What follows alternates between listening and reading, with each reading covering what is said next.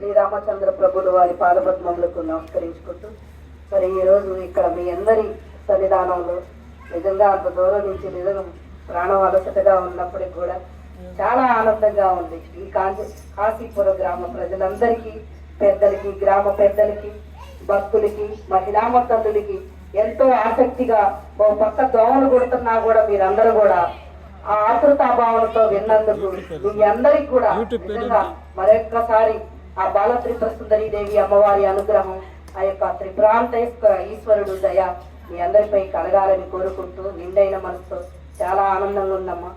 భగవంతుని కరుణ మనపై కలగాలంటే చాలా ఓపికగా ఇలా వినాలి, మీ యొక్క జీవితంలో సాధన చేసుకోవాలి. ఎక్కువ మీరు ఇందాక స్వామి వారు చెప్పినట్టు నారాయణ స్వామి వారి ఆచరించి చెప్పే మాట అది. ఏదో వచ్చి ఇక్కడ మనకేదో పేరు వస్తుందనే కాదు, వారికి నేను ఎప్పుడు మనకి ఈ వేదికలు కాదు, నువ్వు చెప్పేదానికి చాలా పెద్ద వేదికలు కానీ ఎన్న సంతృప్తి ఉండదు. పెద్ద వేదికల్లో 10 నిమిషాల టైమే ఉంటుంది. వాళ్ళు దండలేస్తారు, శాలువాలు ఇస్తారు, ఎప్పుడు అంటారు ఇవి కాదు మనకు కావాల్సింది. చాలా ఇలా ఈ ప్రాంతాలు వెళ్ళాలి, బాగా అక్కడ జనజాగృతి చేయాలి. నేను ఎంచుకున్న ఈ ధర్మాన్ని ఎంగ వయసులో నాకు ఎందుకు అబ్బింది కాబట్టి, అందుకు నీ సహకారం కూడా ఉంది కాబట్టి ఖచ్చితంగా ఈ ప్రాంతాలు వెళ్ళాలని వారి ముఖాల్లో ఇందాక చెప్తుంటే నాకు అర్థమైంది. మిమ్మల్ని అందరూ చూడంగానే ఇంతమంది మహిళా తల్లులు ఎంతో శ్రద్ధగా వినటం, భక్తులుగా మీరందరూ ఉండటం చాలా ఆనందం వేసింది. వారికి ఒక పెద్ద బంగారు వజ్రంలాగే ఉంది మీ గ్రామం రావటం. నిజంగా మరొకసారి ఈ గ్రామ పెద్దలు, మరి బాలగురవయ్య గారికి, అచ్చయ్య స్వామి వారికి, అలాగే మరి వెంకటేశ్వర అబ్బాయికి, అంతే నాకు గ్రామస్తులందరి పేర్లు కూడా కొంతమంది తెలుసు, ఆచార్యులు గారికి, మరి అలా మహిళా తల్లులకి మీ అందరికి కూడా హృదయపూర్వక, అక్కడ ఉన్న పెద్దలు, మరి యువత, యంగ్స్టర్స్ అందరికి కూడా మా యొక్క గ్రామ దేవత అద్దంకి నాంచారమ్మ తల్లి, మా యొక్క గురుదేవులు సద్గురు వెంకటకోటి యోగిందుల వారు బ్రహ్మ ఋషి, వారి యొక్క చల్లని చూపు మీ గ్రామంపై కలగాలని నిండైన మనసుతో కోరుకుంటూ, ఇందాక స్వామి వారు తప్పించి చెప్పింది ఒకటే, మత మార్పిళ్ళు అంటే వారు పాస్టర్స్ వచ్చి ఎలా మనల్ని ప్రభావితం చేస్తారనేది, ఆరోగ్యంపై, ఈ విధానాలపై అనేది చెప్పి ఉన్నారు. కాబట్టి మీరందరూ కూడా మీకు ఏదన్నా సమస్య వస్తే ఖచ్చితంగా బాల త్రిపుర సుందరి అమ్మవారి శక్తి పీఠం. ఇందాక నేను చాలా మంది భక్తులు, నేను ఎక్కడున్నా అందరినీ జాగ్రత్త, ఏ ఊరమ్మా అని చెప్తే మాది మసిలీపట్నం అమ్మ అంటే, మీదే ఊరంటే మాది పల్నాడు అనగానే అందరూ అక్కడ చాలా మందితో నేను మాట్లాడటం జరిగింది. అంత దూరం నుంచి ఇక్కడ మీ ప్రాంతంలో వెలిసిన అమ్మ దగ్గరికి వస్తుంటే మీరు చిన్న సమస్య వచ్చిన అమ్మ ఖచ్చితంగా తీరుస్తుంది. ఆమె ఎంత పవర్ఫుల్లో పురాణాల ప్రకారం ఉంది. మన యూట్యూబ్ ఛానల్స్ లో కానీ అనేక విధానాలపై ఋషులు, మంచి మంచి మహాత్ములందరూ కూడా ఘోష పెడుతున్నారు. అమ్మ చాలా చాలా చాలా అసలు ఆ అమ్మ గురించి చెప్తుంటే విన్నప్పుడు కూడా నేను చాలా సార్లు, సంవత్సరానికి 1-2 సార్లు ఈ ప్రాంతంలోకి వస్తూనే ఉన్నా.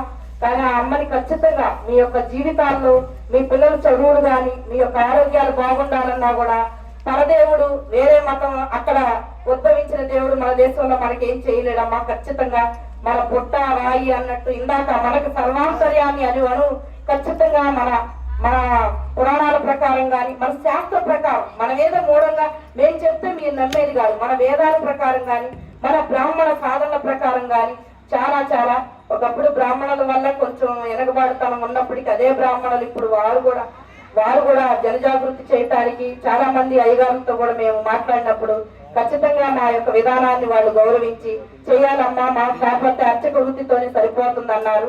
అలాంటి వారికి కూడా ప్రణామాలు తెలుపుకుంటూ, ఇంత రాత్రి వేళ అయినా సరే మీరు ఇంకా ఆసక్తిగా కూర్చున్న మీరందరికీ కూడా త్వరలో మీ అందరికి కూడా మీకున్న సమస్యలన్నీ తొలగిపోయి మీ యొక్క కుటుంబాల్లో, ముఖ్యంగా మహిళా తల్లి, నేనేంటంటే యంగ్స్టర్స్, తమ్ముడు, అన్నయ్యలు వారు కొద్దిగా మగవాళ్ళకి ఏంటంటే కొద్దిగా అటు ఇటుగా ఉంటాయి, కొన్ని వ్యసనాలు ఉంటాయి.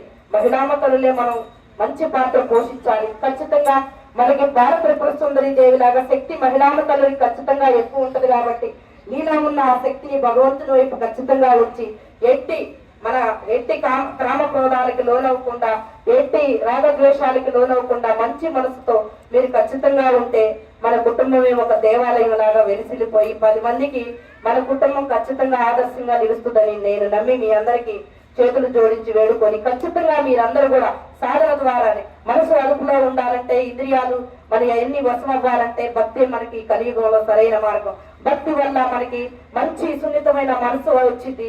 దానివల్ల మనం భర్త కొంచెం అటు ఇటుగా ఉన్నా కూడా మనం అడ్జస్ట్ అయ్యి మనం సరిదిద్దుకోవచ్చు. కాబట్టి మీ అందరికి కూడా ముఖ్య పాత్ర అసలు మన దైవం ప్రకారం కానీ మన హిందూ పురాణాల ప్రకారం కానీ మహిళామ తల్లి ఖచ్చితంగా కీలక పాత్ర అనేది భక్తురాలుగా మీరందరూ మారాలి. మీరందరూ కూడా ఆ మనకి రాగద్వేషాలకు అతీతంగా తోటి వారిని ప్రేమించాలి. ఈ గ్రామంలో మనందరం కూడా ప్రపంచాలు వచ్చినప్పటికి కూడా ఐకమత్య భావనతో మనమందరం కూడా ఆ మంచి క్షమా దయా గుణం మీలో ఖచ్చితంగా పెరగాలని నిండైన మనసుతో కోరుకుంటూ మాటలు కూడా ఎందుకంటే కొంచెం నిజంగానే తడిపిడి అవుతుందో నుంచి ప్రయాణం చేసి నాకు కొంచెం అనారోగ్య కారణాలు ఉన్నప్పటికి కూడా మరి అచ్చి బాబాయ్ గారు గురవయ్య గారు మరి వాళ్ళ మేనలుడు కూడా ఫోన్ చేశారమ్మా. వారందరూ కూడా మీరందరూ రావనటం పిలవకపోయినా మేము ఏదో ఒక రోజు ఈ ప్రాంతం ఖచ్చితంగా 10 రోజులు ఉండి ఒక 20 రోజులు ఉండైనా సరే తిరగాలి. ఈ పల్నాడు ప్రాంతం ఇటు కూడా పై పల్నాడు ప్రాంతం అనుకున్నాం. కానీ మీ అందరి వాకు వల్ల ఈ శ్రీరామచంద్ర ప్రభులు వారి దయ వల్ల మీ గ్రామం ఆహ్వానించటం, మీ గ్రామంలో ఈ విలువైన టయాన్ని మీ ద్వారా త్రిపురాంతక ఈశ్వరుని దర్శించుకోవటం, అమ్మని దర్శించుకోవటం నాకు కూడా చాలా సంతృప్తిగా 5 గంటల ప్రయాణం పట్టినప్పుడు కూడా దానివల్ల నాకేం పెద్ద బాధ అనిపించలేదు, చాలా ఆనందంగా ఉంది. అంతే మళ్ళీ ఖచ్చితంగా ఈసారి మళ్ళీ గురువులు కూడా ఇంకా పల్నాడు ప్రాంతంలో చాలా మంది గురువులు ఉన్నారు. అందరితో కలిసే మా ప్రయాణం ఉంటుంది. వాళ్ళందరినీ కూడా మరొకసారి మీ గ్రామానికి అప్పుడప్పుడు కూడా గ్రామంలో మంచి పెరగాలంటే గురువాక్యాలు వినాలి. ఎంత ఖచ్చితంగా నేను తప్పుగా చెప్తున్నానని కానీ అనుకోకండి. భజన అనేది మన మనసును మెత్తపడితే గాని మనకు జ్ఞానం మాటలు అర్థం కావు. ఖచ్చితంగా ఇప్పుడు స్వామివారు గంట చెప్పారు కదా, 1 2 పనికొస్తాయి. కుటుంబం గురించి కానీ పిల్లల గురించి కానీ మనం అన్ని నేర్చుకోవాలన్నా మన బుర్ర తీసుకోలేదు. కాబట్టి ఖచ్చితంగా మీరు వ్యవసాయదారులుగా మీరు అంత నాలెడ్జి పొందాలంటే అందరికీ రాదు. ఖాళీగా ఉంటే దాని పట్ల యోచన చేయటం ఒక భాగం అవుతుంది. కాబట్టి మీకు ఎక్కువ శ్రమజీవులు కాబట్టి మంచి మనసుతో మీరందరూ కూడా ఆ త్రిప్రాంతక ఈశ్వరుని మర్చిపోబాకండి. మీ పిల్లలే మీరు తొలి గురువులు అవ్వాలి. ఎక్కడి నుంచో ఏదో మేము చెప్పినంత మాత్రాన్ని కాదు, మీ ఆచరణే ఖచ్చితంగా పిల్లల జీవితాలపై ప్రభావితం చూపిస్తుంది.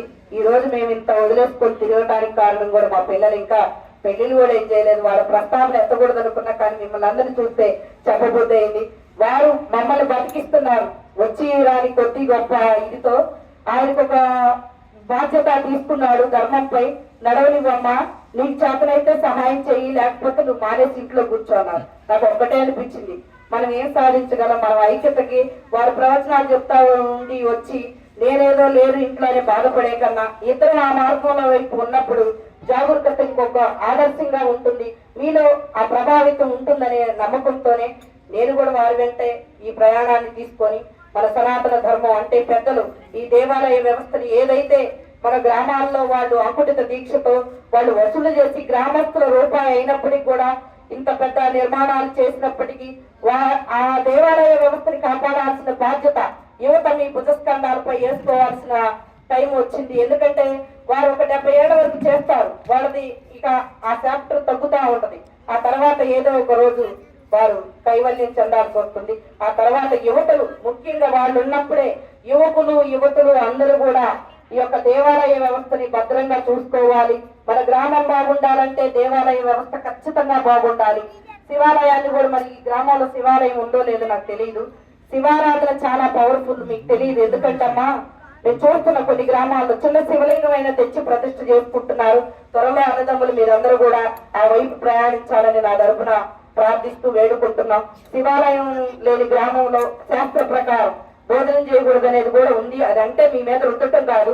త్వరలో ఖచ్చితంగా శ్రీరామచంద్ర ప్రభువుల వారు రామేశ్వరంలో శివలింగాన్ని ప్రతిష్ఠించారు. ఇవన్నీ మీకు తెలిసే ఉంటది. ఎందుకంటే నేను ప్రత్యేకం చెప్పవలసి లేదు. శ్రీరాముడు గాని చాలా మంది రామతత్వంలో ఉన్న వారందరూ శివుడిని ఆరాధించిన వారే. నేను శివుడి మీద ఇష్టంతో చెప్పట్లేదు. ఆయన శివలింగానికి గాని ఆయన రూపానికి గాని పార్వతీ పరమేశ్వరులకు గాని అర్ధనారీశ్వర తత్వానికి గాని అంత ప్రాముఖ్యత ఉంది. కాబట్టి త్వరలో కొంచెం భారీగా పోయినా కూడా శివాలయం ఖచ్చితంగా ప్రతిష్ఠించుకొని కార్తీక మాసంలో కానీ విడప్పుడు కానీ సోమవారాలు కానీ శివుని ఖచ్చితంగా ఆరాధించండి. శివుణ్ణి ఆరాధించిన గ్రామం సుఖశాంతులతో సౌభాగ్యాలతో అష్టైశ్వర్యాలతో విరాజిల్లుతుందనేది మన పెద్దలు మాకు చెప్పిన విషయం. మన పురాణాల ప్రకారం కూడా స్వామి వారి చదివిన విషయం మీ అందరితో పంచుకున్నాను. ఖచ్చితంగా మరి సమయం మీరు కూడా చాలా ఎక్కువ నేను తీసుకోకూడదు. కాబట్టి పేరు పేరున మహిళామ తల్లులకి మీరందరూ కూడా ఇప్పుడు నేను చెప్పిన ప్రకారం ఖచ్చితంగా ఏ దెయ్యాలు గాలి అయినా ఆంజనేయ స్వామిని తెలవండి. ఆ తర్వాత త్రిపురాంతక బాల త్రిపుర సుందరి దేవి ప్రదక్షిణాలు ఖచ్చితంగా వెళ్ళి చేయండి. మీ కోరికలు ఖచ్చితంగా తీరుతాయి. కాకపోతే మన కర్మానుసారం గతంలో మన జన్మ అంటే మానవునికి ఈ ఒక్క విషయం చెప్పి ముగిస్తాను. మానవుడికి ఈ ఒక్క జన్మే కాదు. కొంతమంది చెప్తారు అసలు శరీరం ఎంతో పుణ్యం చేసుకుంటేనే ఈ జన్మ వచ్చింది ఇంకా రాదు అంటారు. లేదు, అది శాస్త్ర ప్రమాణం ప్రకారం జన్మలు ఎత్తుతూనే ఉండాలి మోక్షం కలిగే వరకు. నువ్వు ఫస్ట్ భక్తుడిగా మారాలి, జ్ఞానాన్ని పొందాలి, ఆ తర్వాత మోక్ష మార్గం కొరకు నీవు జన్మ తీసుకుంటూనే ఉండాలి. ఈ జన్మలో గతంలో చేసిన ఫలితమే ఈ దేహ బాధలు. నేను కూడా అనుకుంటా ఈ దేహ బాధలు నాకు ఎందుకు వస్తున్నాయి, నిరంతరం మేము దేవాలయ ప్రాంగణంలోనే దేవుని పాదాలు తప్ప ఇంకా మరొకటి లేదు కదా, నాకెందుకు వస్తుందనే ప్రశ్న మీ అందరిలాగా నాకు కూడా అనిపిస్తుంది. కానీ కర్మానుసారం మన కర్మలు ఖచ్చితంగా తప్పు. ఏ మతం మారినా మారకపోయినా, దైవాన్ని తలిసినా తలవకపోయినా నీ కర్మలు ఖచ్చితంగా మహాత్ములు శంకరాచార్యులు గాని రమణ మహర్షులు గాని చాలా మంది దేహ బాధలు మన ముందు ఉన్న ఋషితత్వులు అందరూ కూడా దేహాన్ని ఆ శరీర బాధలు తీసుకొని పూర్తి చేసి జ్ఞానం పొంది వారు ఆ తర్వాత శివైక్య పొంది ఉన్నారు. కాబట్టి బంధువులారా, ఆత్మ బంధువులారా, మాట కూడా జరగట్లేదు, క్షమించాలి. మీరందరూ ఖచ్చితంగా అందరూ కూడా సుఖ సంతోషాలు శాంతితో ఆయుర ఆరోగ్యాలతో ఉండాలని కోరుకుంటూ అందరూ కూడా సుభిక్షంగా మీ యొక్క జీవితాలు బాగుండాలని మరొకసారి ఆ శ్రీరామచంద్ర ప్రభువులు వారిని కోరుకుంటూ ఖచ్చితంగా సోదరులు అన్నదమ్ములు మీరు ఆ శివాలయం చిన్న శివలింగం అయినా పెట్టుకొని మీ గ్రామంలో చేసుకోవాలని కోరుకుంటూ సెలవు తీసుకుంటున్నాను. ఓం నమ శివాయ. ఓం శ్రీ మాత్రే నమః.